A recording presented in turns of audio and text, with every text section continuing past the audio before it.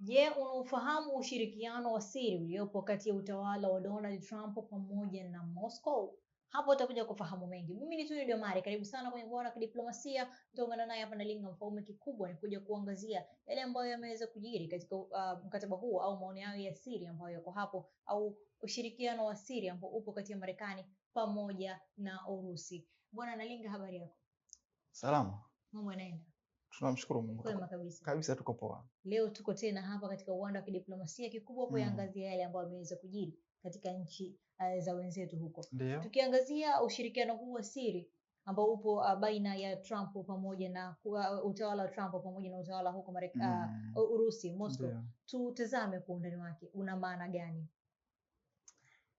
Of course ni mpango wa Trump katika kupambanua kwamba yeye ni baba wa amani duniani.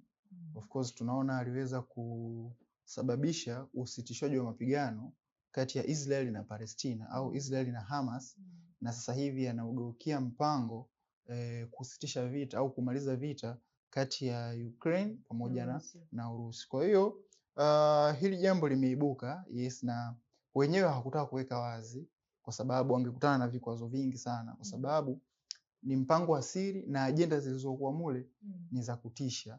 Zinaonekana kwamba zitawabeba sana Urusi, umeelewa? Kwa hiyo wakaamua kufanya siri ili mradi tu waweze kukwepa public reaction. Kwa maana wangeweka hadharani kwamba tunajadili mpango huu hadharani, basi vikwazo vingi kutokana labda kwa bunge, kwa sababu Marekani ni nchi huru, umeelewa? Lakini pia kuna ushirikiano na nchi labda za Uingereza, wako kwenye mfano kwenye mashirikiano ya NATO, European Union, kwenye hizo organization za kimataifa. Nadhani kuna watu wangepinga pia. Kwa hiyo ndo maana akaamua kukaa na watu wa Urusi, kwa maana Trump aliweza kumchagua kijana wake au ndugu yake, nadhani alishaye kumtuma Gaza, Steve Witkoff.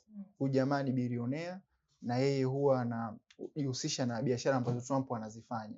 Trump za biashara za real estate, kwa maana ya makazi au bidhaa zisizohamishika, umeelewa? Kwa maana yeye ndo yuko kwenye amejikita huko Steve Witkoff. Kwa hiyo kwenye alishaye kutumwa Gaza, umeelewa, akaenda kufanya mazungumzo ya amani, na sasa hivi amekaa na mwenzake wa Urusi Dmitriev, ambaye yeye ni mjumbe wa Putin. Walikutana Marekani na Steve Witkoff, wakatunga hizo sera au masharti 28 ya siri ambayo yameibuliwa hivi karibuni kwa ajili ya kumaliza vita vya Urusi na Ukraine.